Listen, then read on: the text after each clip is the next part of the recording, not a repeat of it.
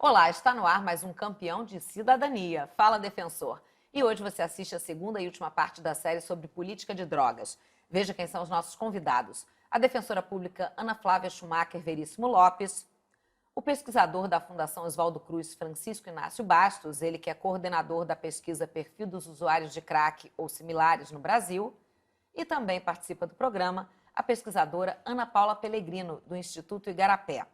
Eu gostaria de começar esse programa porque comentávamos, eu me lembro no programa passado, exatamente sobre a questão que até brincávamos que a cocaína, digamos, as drogas ilícitas, por exemplo, que a cocaína não seria o único pó branco que mata, que isso é uma brincadeira que volta e meia fazem, mas também o sal, o açúcar, que seriam drogas que também matariam, fora álcool, cigarro, que são drogas lícitas e que não deixam de ser drogas, né? Depende se usadas em demasia, claro que fazem mal à saúde.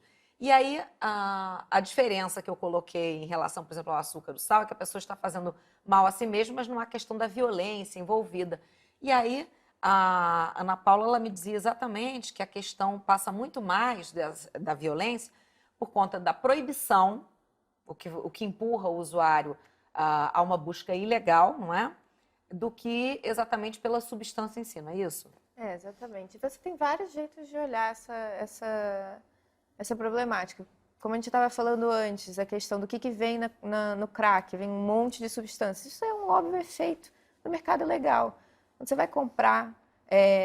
Do mercado ilegal? No mercado ilegal. Quando você chega no mercado legal, ele não pede o vendedor, traficante, né? Certificado de garantia? Não pede, você não tem certificado de garantia, você não sabe o que você está consumindo, ele não pede identificação para saber se você é maior de idade, menor de idade, você não sabe a procedência daquele produto, no fim você não sabe nada.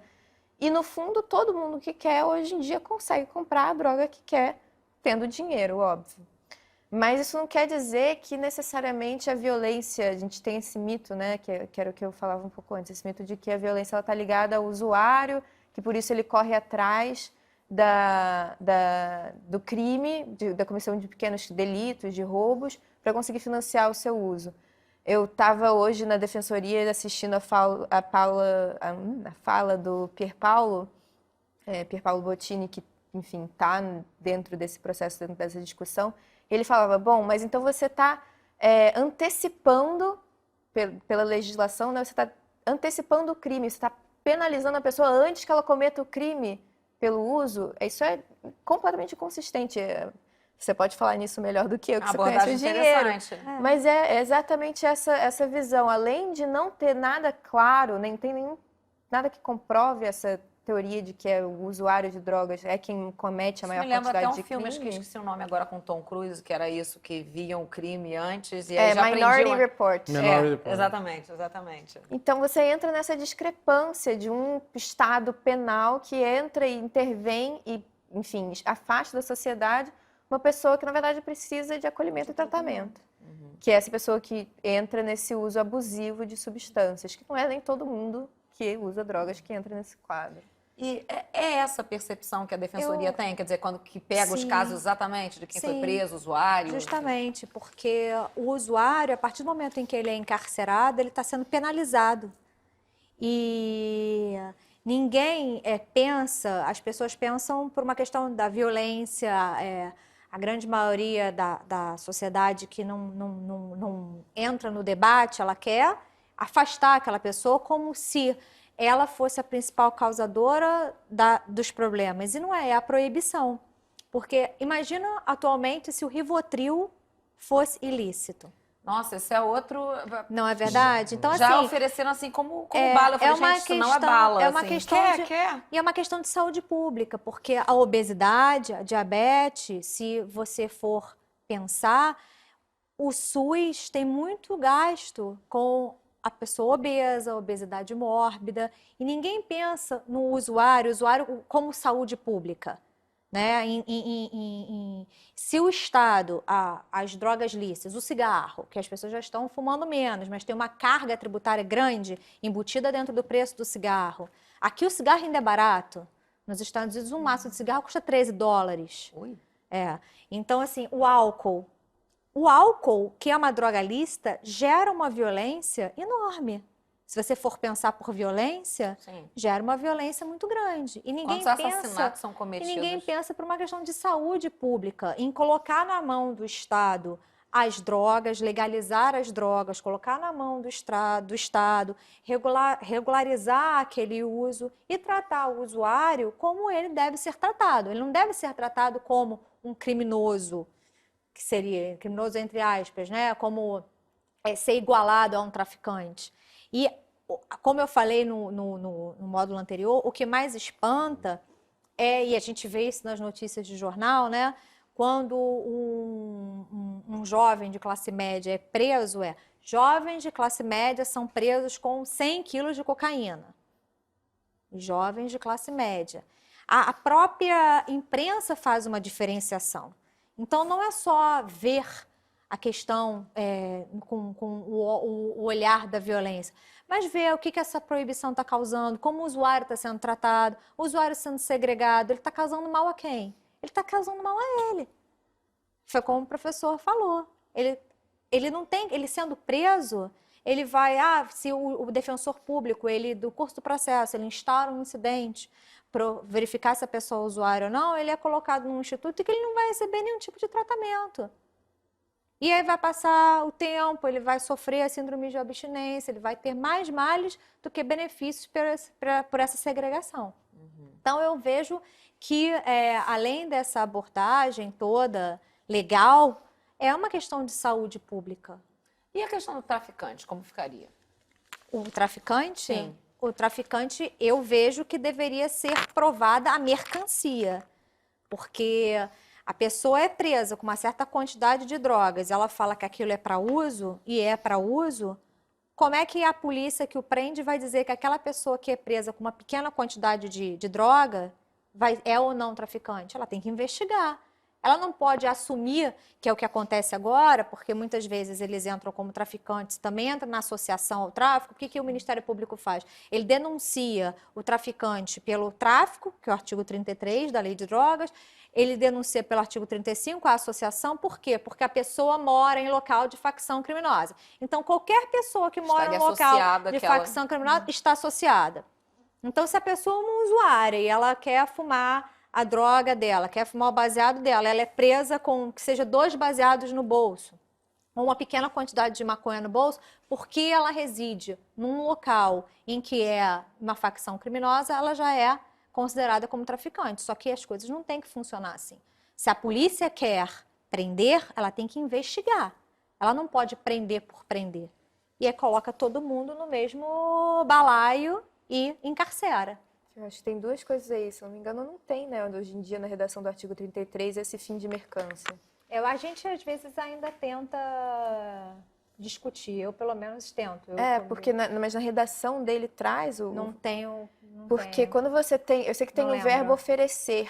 Então, quando você tem drogas gregárias, como a maconha, você não... Que geralmente o uso se faz em situações sociais, só o simples fato de você oferecer sem necessariamente receber dinheiro em troca, você já é considerado, enfim, já pode ser enquadrado como eu não tráfico. estou lembrando agora, mas eu acho que não seria o caput não do tá no artigo caput, 33. mas tá no coisa. E isso é uma coisa muito estranha. Eu, como defensora pública, eu ainda tento discutir os fins de mercancia, né? Que é possuir, manter em depósito. Eu ainda tento discutir, pelo menos quando a pessoa é presa dentro de uma comunidade. E como médico, quer dizer, qual a diferença dessa, quer dizer, o sujeito é um usuário e traficante? É só usuário? Como é que...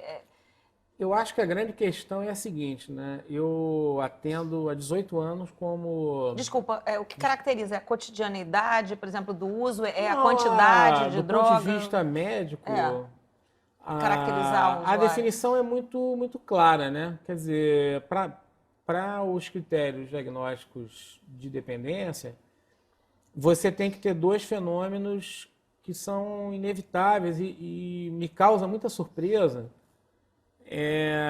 quando as pessoas me perguntam, por exemplo, se uma pessoa que usa uma vez crack, ela pode ficar dependente. E é engraçado porque, para mim, cuja formação é médica, essa pergunta não faz nenhum sentido.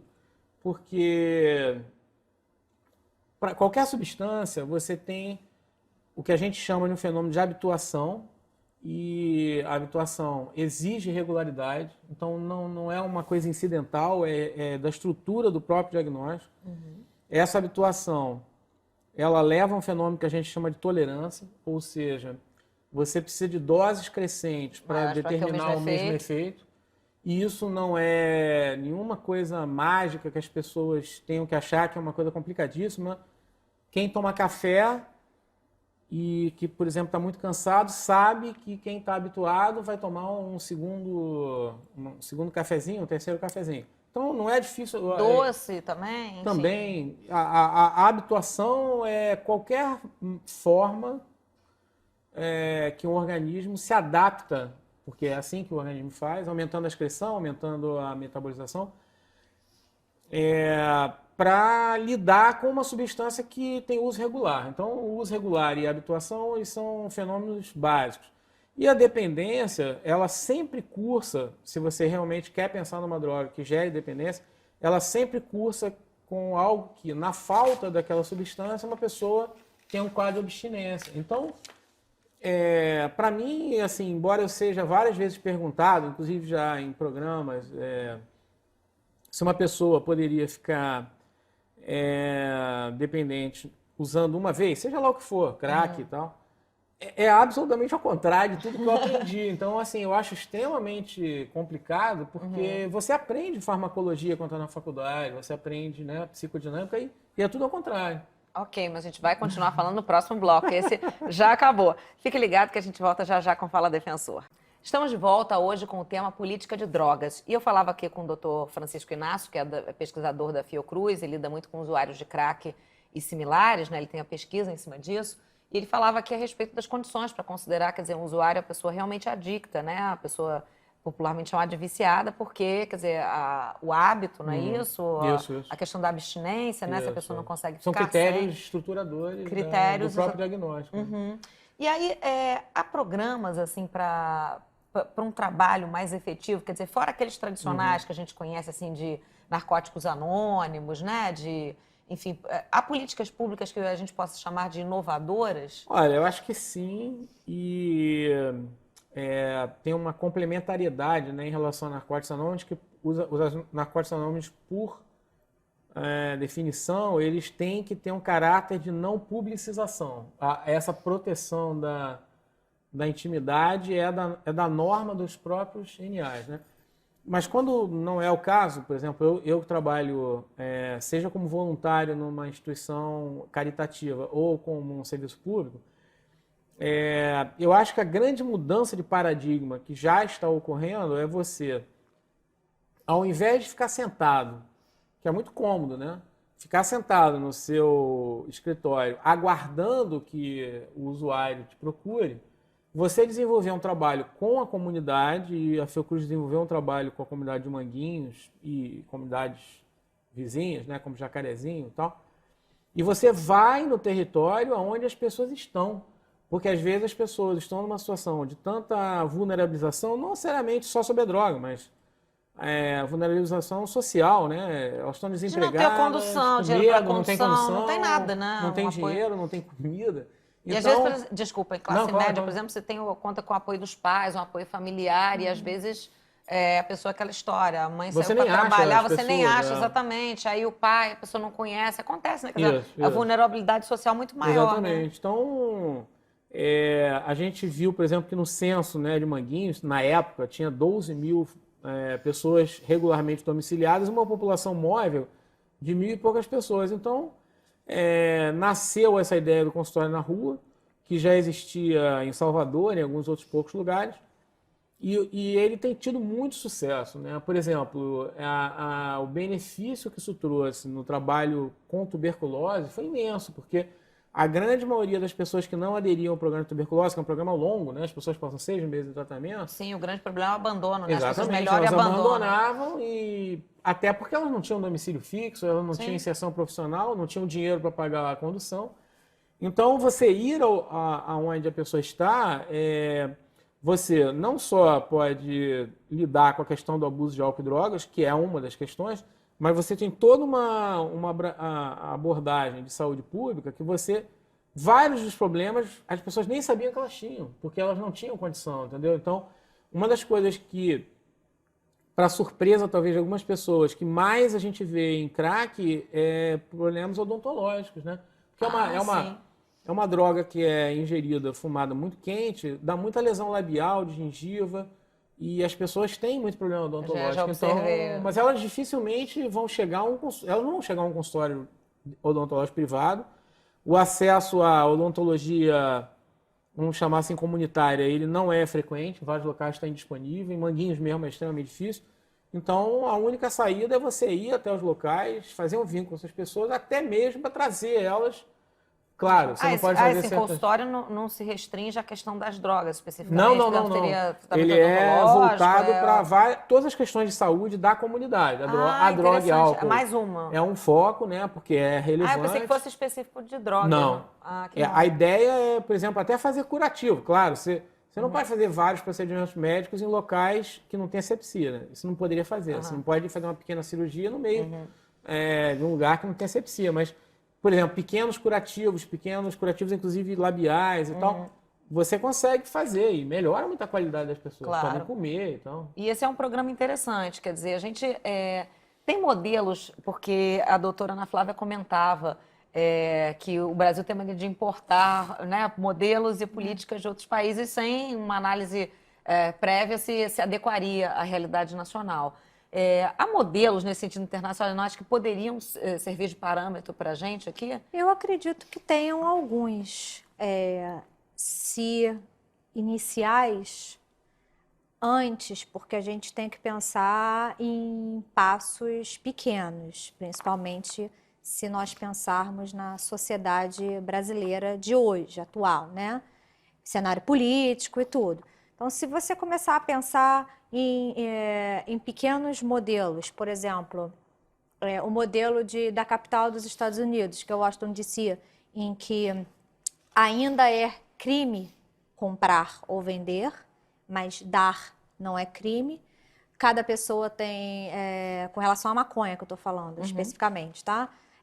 Cada pessoa pode ter uma certa quantidade de droga para consumo, pode plantar até 2 ou 3 pés de maconha em casa.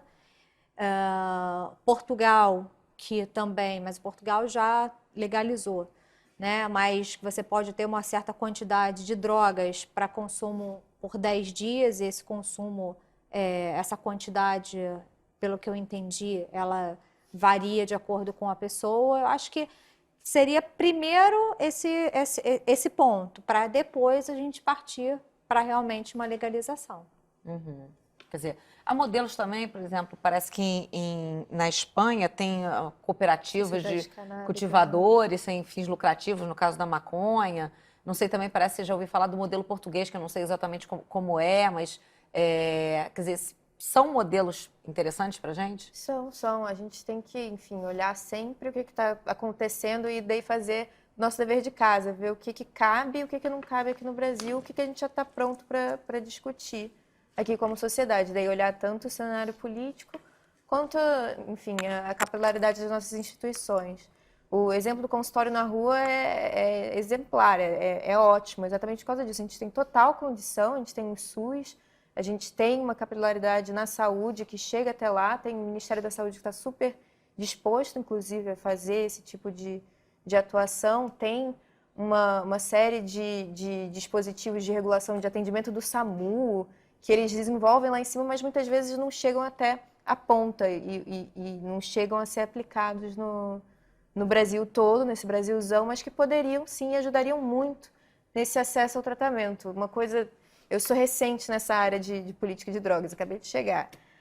Tem gente que está nisso. Tem gente que está nisso há muito mais tempo do que eu, mas eu lembro quando eu fui visitar esses programas pela primeira vez, uma das coisas que mais me surpreendeu é porque são coisas tão simples, é oferecer para a pessoa um lugar para ela tomar um banho e lhe dar um copo de água.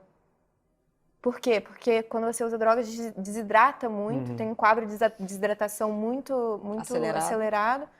E, enfim, você tem uma situação de marginalidade social onde você não tem acesso a um banho. Então, ter acesso àquilo dali dá uma nova visão de dignidade e uma vontade de, enfim, se arrumar um pouco mais aquele dia e ter uma outra perspectiva de vida, porque o consumo, a adicção, ela muda também esse controle sobre o seu tempo e Sim, sua sobre perspectiva, higiene e sua tudo perspectiva mais. de futuro até. Uhum.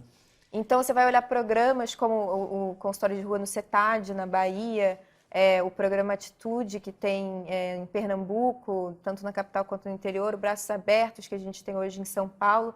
São programas que eles vão exatamente no que o professor estava falando antes, eles transversalizam a questão das drogas. Eles entendem muito mais que tem uma situação de vulnerabilidade social que é muito mais complexa para esse tipo de usuário problemático, e entendem como fazer essa abordagem às drogas. É através de oportunidades de trabalho, alimentação, moradia.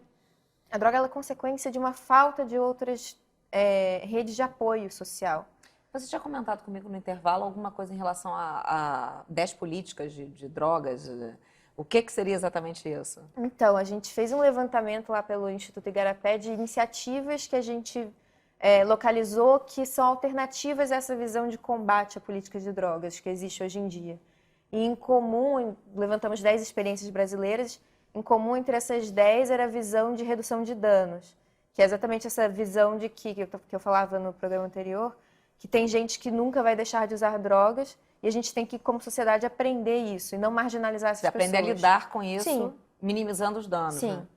E daí, enfim, tanto esse modelo do consultório na rua, que oferece água e que fala sobre o não compartilhamento de cachimbo, exatamente porque fere muito a boca, pode passar hepatites, AIDS, uma série de doenças, quanto os programas também de reinserção social, então programas de reinserção de egresso do sistema penitenciário, programas de juventude, para a juventude marginalizada que não vê, enfim, perspectiva de trabalho, que vai entrar para o tráfico, por exemplo. Então, são uma série de pequenos programas que existem já hoje em dia. E acho que é muito importante também é que a gente tenha uma visão, assim, um pouco despida de preconceitos, porque quando esse assunto vem à baila, as pessoas acabam entrando com questões morais, éticas, religiosas, e acho que é importante um pouco de reflexão para que a partir daí, sim, a gente possa se posicionar ou contra, a favor, mas primeiro parando e refletindo um pouco. E espero que o debate de hoje tenha sido esclarecedor, porque o Fala Defensor vai ficando por aqui.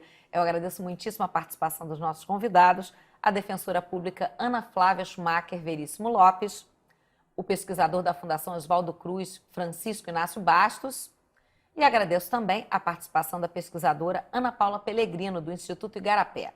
E vocês, se quiserem entrar em contato com a gente, o nosso e-mail é faladefensor@dpge.gov.br. Conheça também o site da Defensoria Pública do Estado do Rio de Janeiro, acessando www.portaldpge.rj.gov.br. E na próxima semana eu espero você aqui em mais um Fala Defensor. Tchau, tchau.